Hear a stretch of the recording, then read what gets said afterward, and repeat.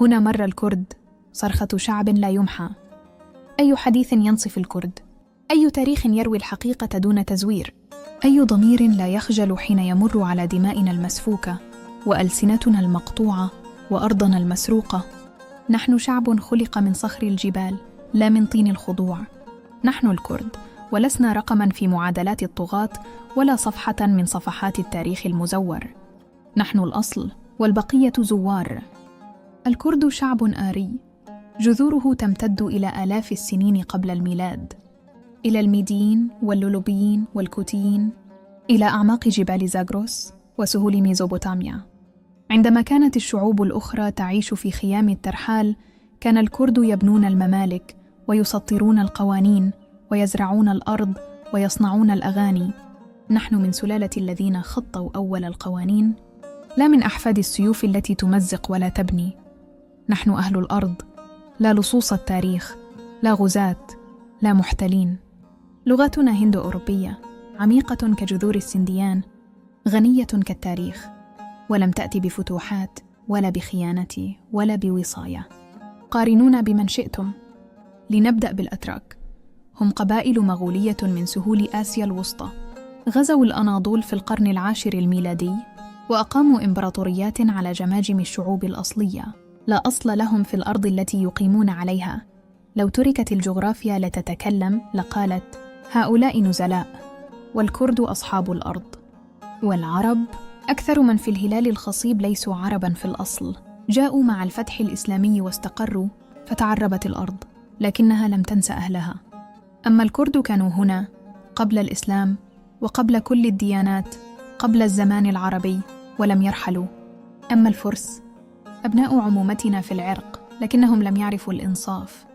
سعوا دوما لابتلاعنا، لقتل لغتنا، لتحويل الكردي إلى ظل في مشروعهم الفارسي الطائفي.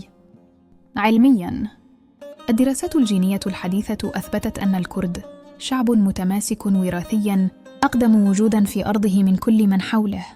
نحن لم نأتي من الصحراء ولا من الغزوات ولا من دين يستعمل كحصان طروادة. نحن من صلب الأرض، من جسد الجبل، من عرق لم يتلون ولم يتبدل. ونأتي إلى مظلومية الكرد من الدين، من العرق، من الإنسانية. أي دين هذا الذي يبشر بالرحمة ويبيد الإيزيديين بفتوى؟ أي دين هذا الذي يرفع اسمه على سيف يذبح به طفل كردي بتهمة كافر؟ أين كانت الأمم المتحدة حين كانت البنات الإيزيديات يباعن في أسواق داعش؟ أين كانت حقوق الإنسان حين سحقت عفرين، حين دمرت كوباني، حين سمم الهواء في حلبجة؟ أين كان العالم المتحضر حين صرخنا باسم الحرية؟ هل صرخاتنا لم تكن باللكنة الصحيحة؟ أم أن دم الكردي ليس باللون المناسب ليبث على الشاشات؟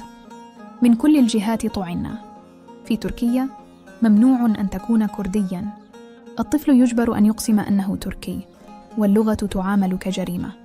في إيران الكردي لا يعامل كمواطن، بل كخطر يجب ترويضه.